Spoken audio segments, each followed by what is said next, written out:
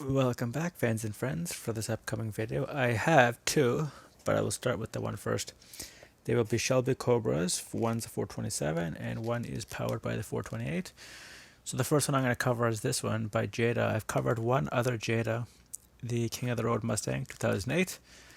And this one obviously is not that. It is the Shelby Cobra 427 semi-competition. And this is their Wave 18, so you can see there.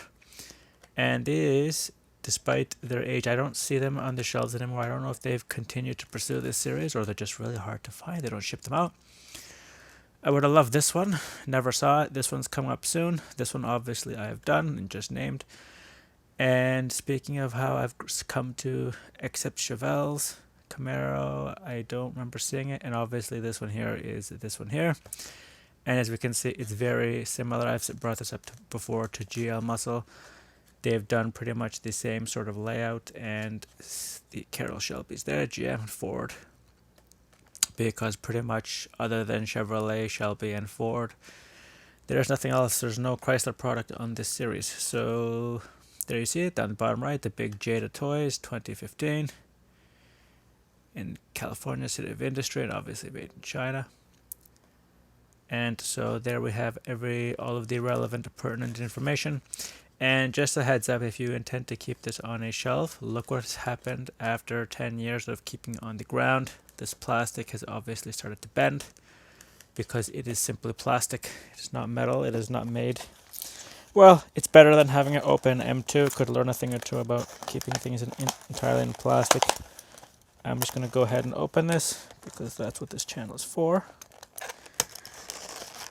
Originally, I was not very excited, and you'll see why, about these Jada. It's because the scaling. It says 164 on it, but the 164 at best is questionable. So I'm just going to go ahead and pop it out and show you the insert that they all come in without hopefully breaking the toy. And so just quickly, it does say 8+. Die-cast metal, which is great. And look, he's decided he's not a Cobra fan, so he's gonna probably wander off.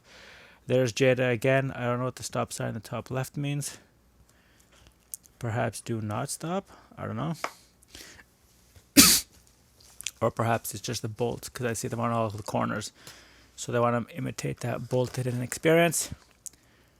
I don't know how I feel about that, but it's not relevant anymore. So here it is. The Shelby Cobra 427. So this would be the original type Cobra. And why that's important is because the Barrett Jackson one I have coming up in about however long it takes me to do this is the continuation series. So I guess we will just start from the front, and we can see there. Okay, grill detail, I could have done a little bit better with those two lights in the bottom there, but everything else looks fine. Nothing major to talk about in terms of quality. We can see there the symbol is nice and clear, easy to see. It is done in the gold, the black stripes. There's the headrest, literally built into the back of the car for the driver, but nothing for the passenger. And we get a really good detail in terms of, so far what I've seen of the center console of the vehicle. You can just see there how nicely it's done. No rear view mirrors. I don't know how essential that is to everybody, but just bringing it up. And then here we have on the side of it, it says everything we need to know. 427. And I believe that's CI.